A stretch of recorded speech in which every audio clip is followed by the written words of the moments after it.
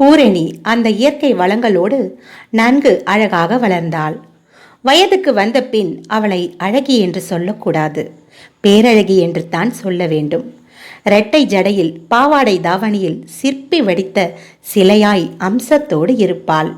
அவளை கடக்கும் யாரும் அவளை திரும்பி பார்க்காமல் போனதில்லை. சரஸ்வதி கூலி வேலையை விட்டு விட்டாள். கூலி வேலைக்கு போனால் மாலை மங்கித்தான் வீடு திரும்ப முடியும். வயது பெண் தனியே இருக்கும். எந்த களவாணியாவது வீட்டில் புகுந்து விட்டால் வம்பாகி போய்விடும்.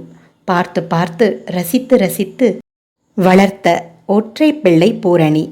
ஆண் துணை இல்லாமல் ஒற்றை பொம்பளையாய் இந்த பொல்லாத உலகத்தில் போராடி வளர்த்த பிள்ளையை எவனாவது கசக்கி முகந்து விட்டால் என்ன செய்வது என்று யோசித்து கூலி வேலையை விட்டு வீட்டிலேயே டிஃபன் கடை வைத்து கொண்டாள் சரஸ்வதி.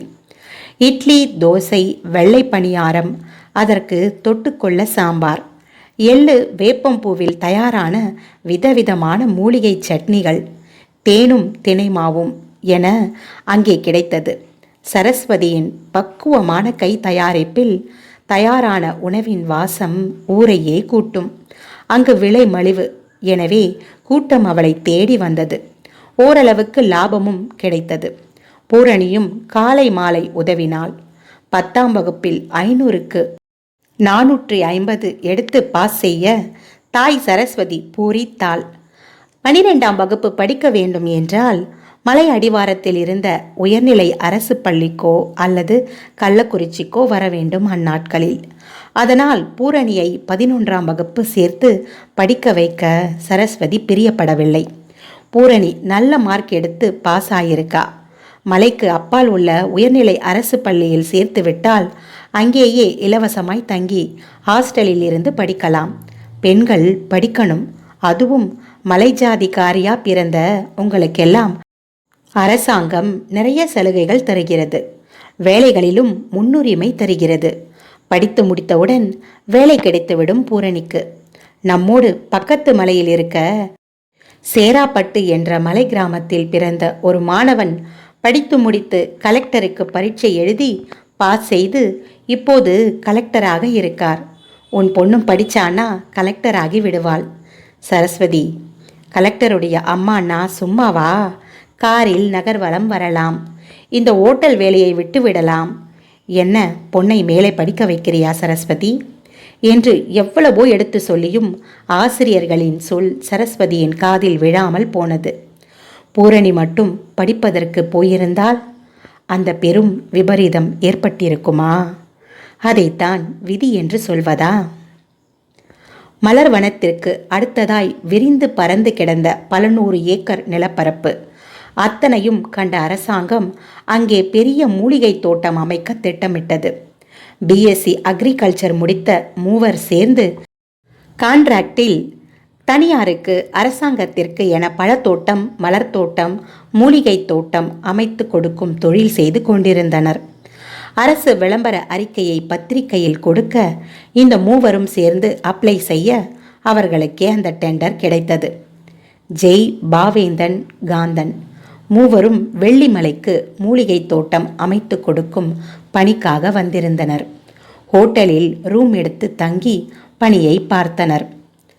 ஓட்டல் சாப்பாடு ஜெய்க்கு ஒத்துக்கொள்ளாமல் போக பூரணி டிஃபன் சென்டரை பற்றி கேள்விப்பட்டு அங்கு வந்தான் ஜெய். நகரில் வளர்ந்து வாழ்ந்தவனுக்கு அந்த சிறு குடிசையை கண்டதும் முகம் சுளித்தான். பின் உள்ளே செல்ல அங்கிருந்த சுத்தம் சுகாதாரம் பிடித்து போனது. தரையில் இருந்த சிறுப்பாயில் அமர அவன் முன்பு வாழை இலை விரிக்கப்பட்டு, என்ன சாப்பிட்றீங்க தம்பி என்ற சரஸ்வதி பாசமாய் கேட்க, வெள்ளை பணியாரமும் தேனும் தினைமாவும் வேணும் என்றான். பூரணி, தம்பிக்கு பணியாரம் வேணுமாம், ஊத்தி எடுத்துட்டு வாமா என்று குரல் கொடுக்க கொஞ்ச நேரத்தில் உள்ளிருந்து சில்வர் தட்டில் பணியாரத்தை ஒரு கையில், சாம்பார் வாளியை மறு கையில் பிடித்து கொண்டு கொலுசொலி சினுங்க இரட்டை ஜடையில் முத்து முத்தாய் முகம் எல்லாம் வேர்வை துளிகள் பூத்திருக்க மானாய் துள்ளிக்கொண்டு பூரணி வர, ஜெய்யோ அந்த மான்குட்டியை எடுத்து விழுங்கி விடுவது போல பிரமிப்புடன் பார்த்து கொண்டிருந்தான். அவனும் நோக்க அவளும் நோக்க இருவர் பார்வையும் மோகத்தோடு வேகமாய் தீண்டி நலம் விசாரித்து கொண்டனர். அவன் இலையில் பணியாரம் வைக்கப்பட எடுத்து சாப்பிட்டவனுக்கு அமிர்தமாய் தித்தித்தது. ஒரு நொடியில் மனதை கவ்வி பிடித்துவிட்ட தேவதையின் கையால் சாப்பிட்டால் இனிக்காதா?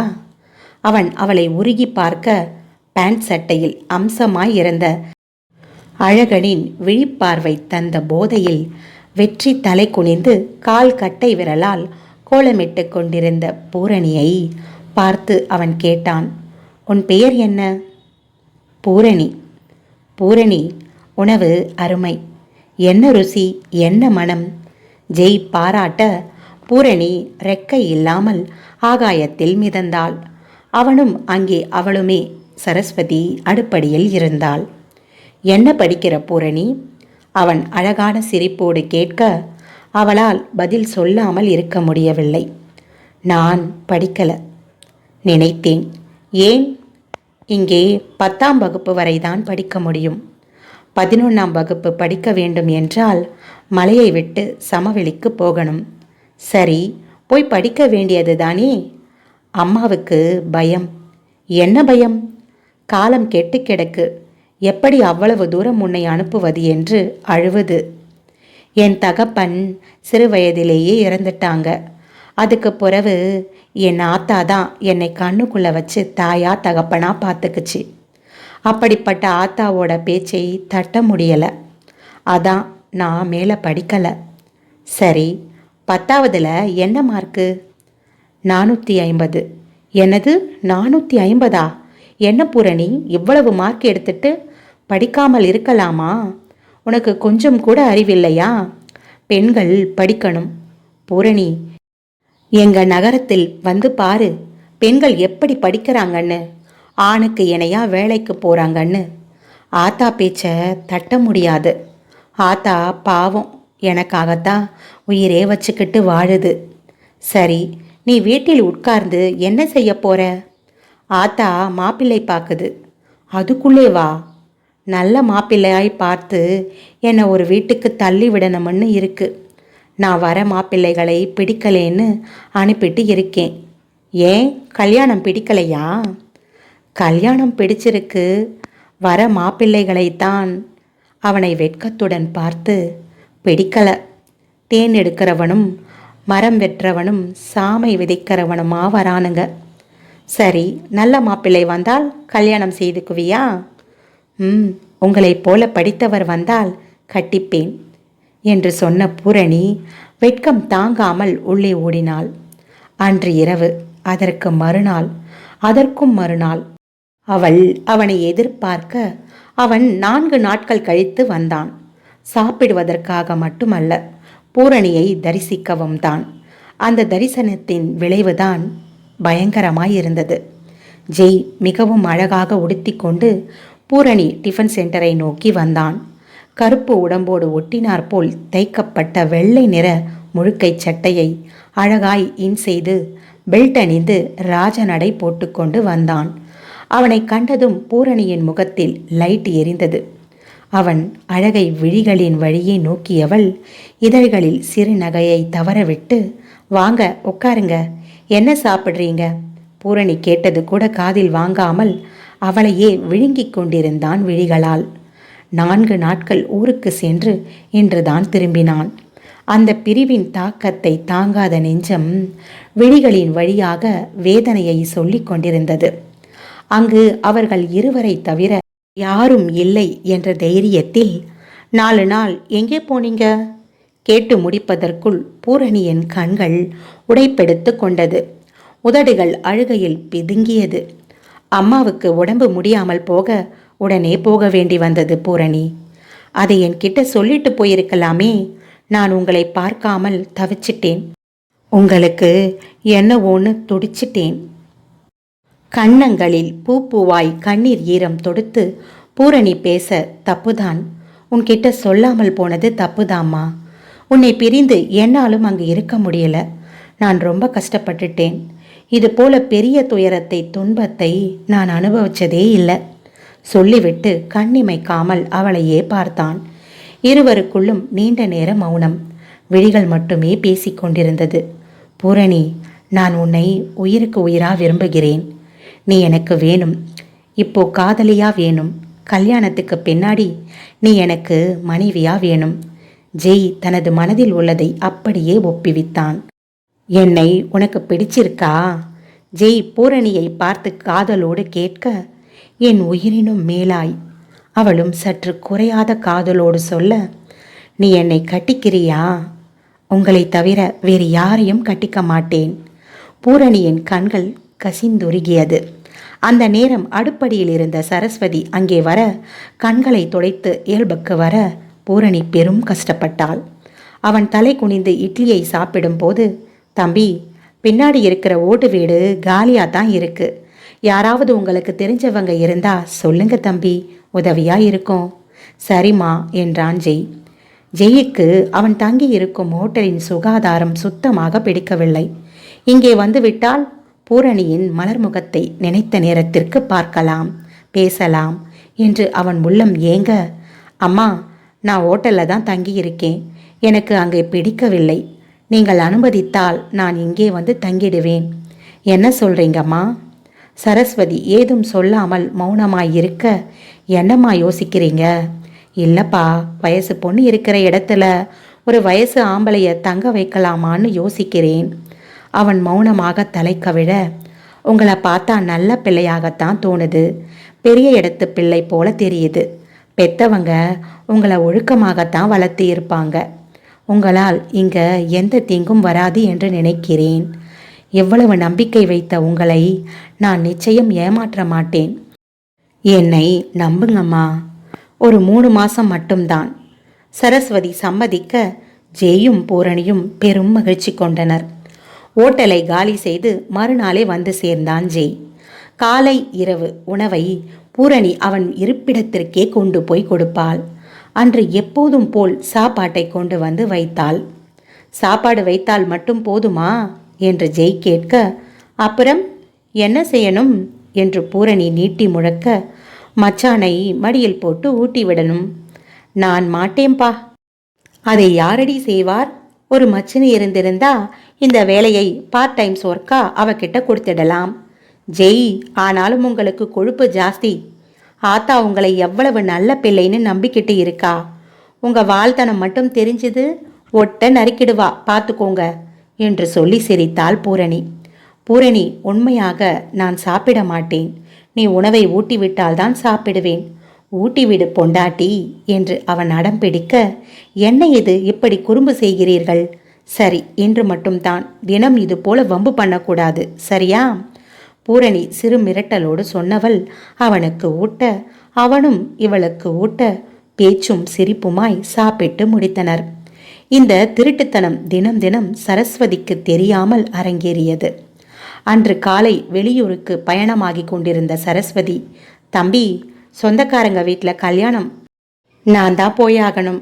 ராதா பாட்டியை பூரணிக்கு துணை வச்சுட்டு போகலாம் என்று பார்த்தால் அவங்களும் கல்யாணத்துக்கு வரவேன்னு அடம் பிடிக்கிறார். பூரணியையும் கூட்டிட்டு போகலாம் என்றால் அவளுக்கு உடம்பு சுகமில்லை. போகிற இடம் ரொம்ப தொலைவு. 4 மலை கடந்து போகணும். பூரணிக்கு பஸ் பயணம் ஒத்துக்காது.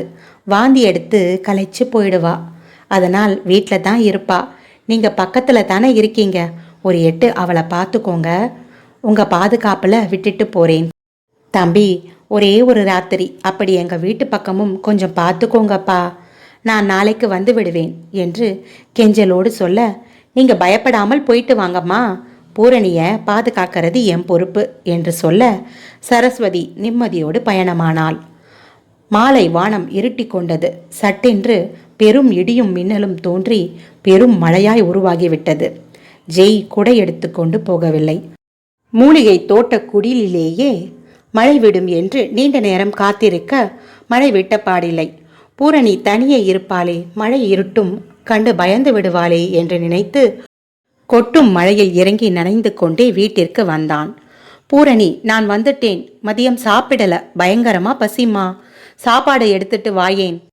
ஜெய் குடிசை பார்த்து குரல் கொடுத்துவிட்டு அவன் அறைக்கு போய் கதவை திறந்து மெழுகுவர்த்தியை ஏற்றி வைத்துவிட்டு நனைந்த உடையை அகற்றிவிட்டு தலையை துவட்டினான்.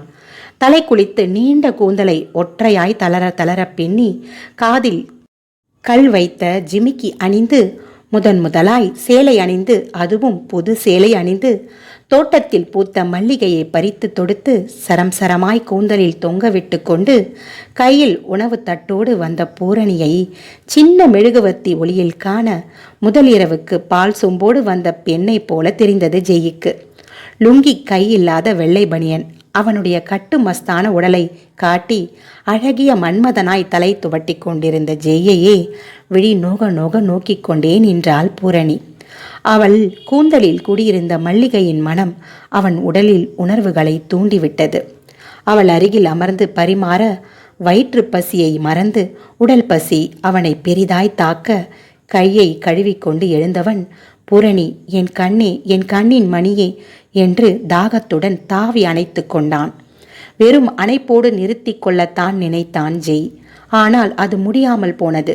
அவள் முகம் பிடித்து முத்தமிட்டு முன்னேற, வேணாம் ஜெய் என்று முழங்கினாலே தவிர அவனை தள்ளி விட்டு தன் பெண்மையை பாதுகாத்து கொள்ள வேண்டும் என்ற எண்ணமே வரவில்லை அவளுக்கு.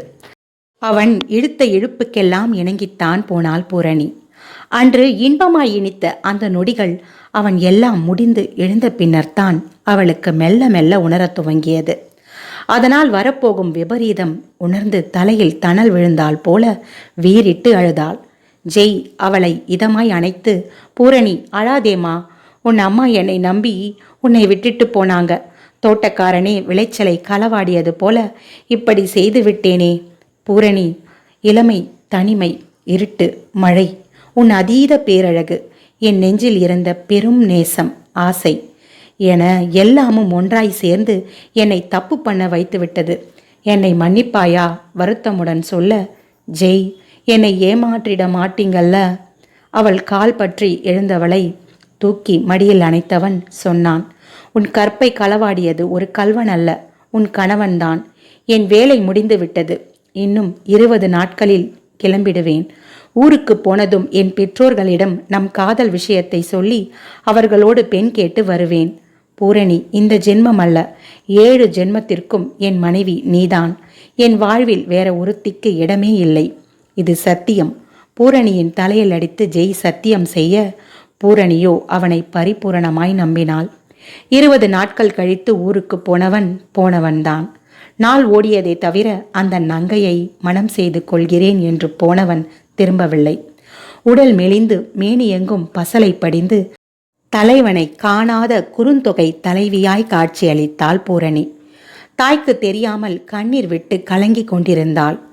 மனதை மறைக்க முடிந்த அவளால் ஜெய் நேசம் கொண்டு ஆசை கொண்டு அவள் வயிற்றில் விதைத்துவிட்டு போன செடியை மறைக்க முடியவில்லை.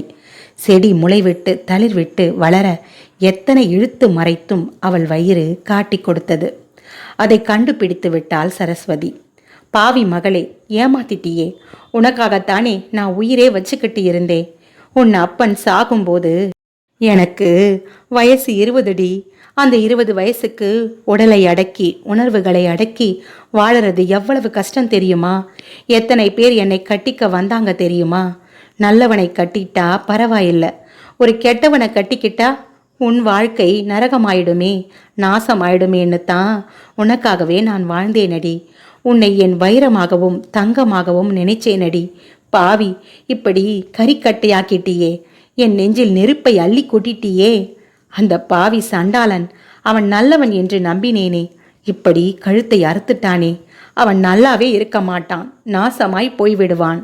தலையில் அடித்து கொண்டு அழுதாள் சரஸ்வதி.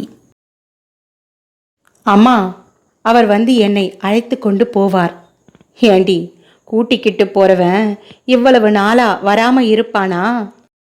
என்னடி சொல்லுற பைத்தியக்காரி, அவன் உன்னை ஏமாத்திட்டான்.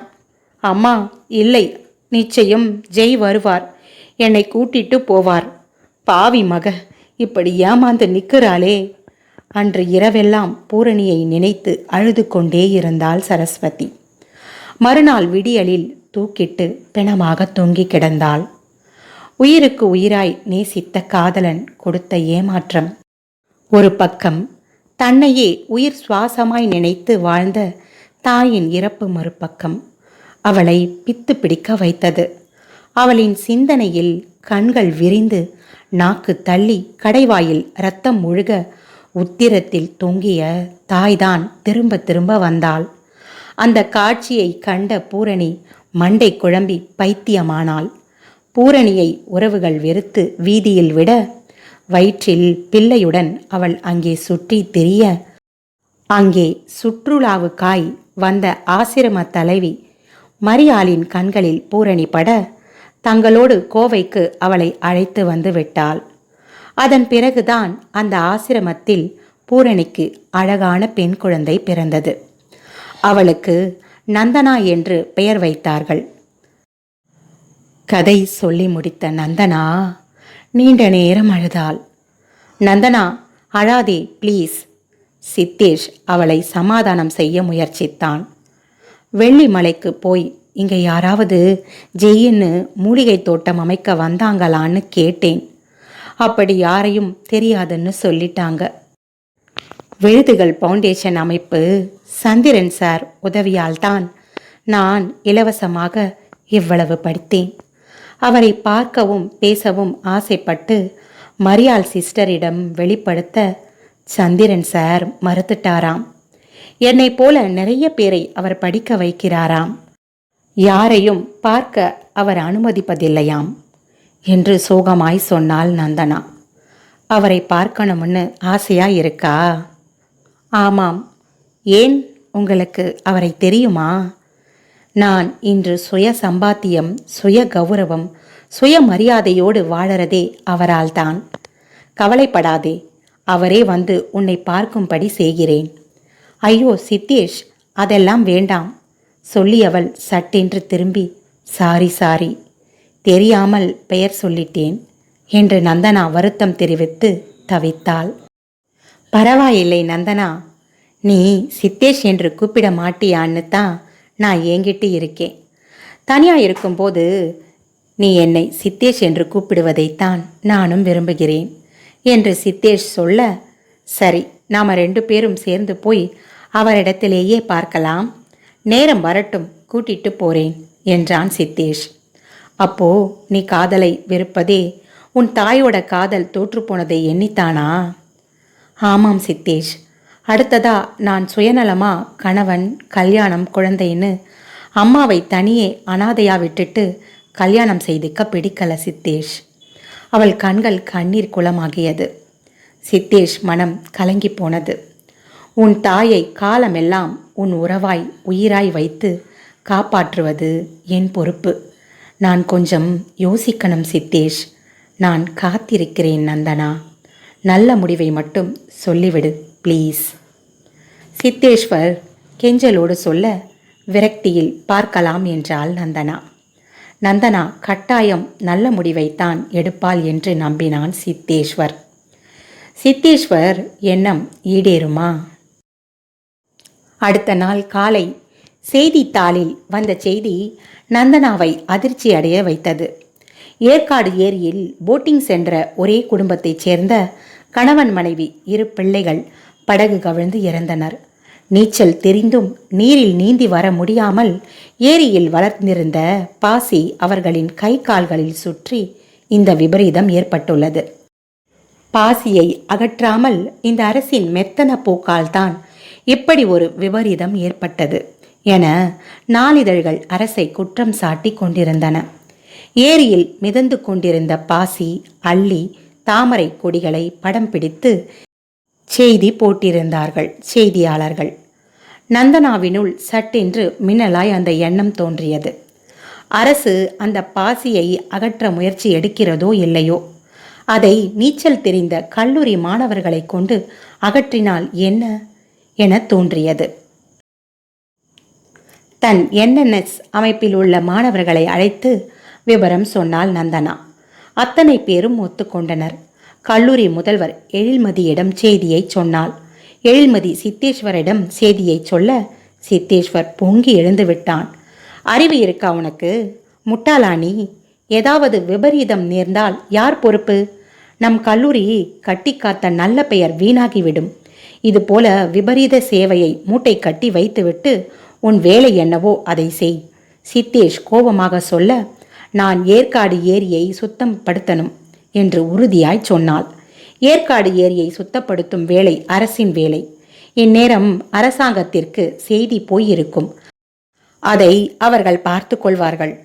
எப்பொழுது மேலிடத்திலிருந்து கீழிடம் வரை ஆணை வரும்?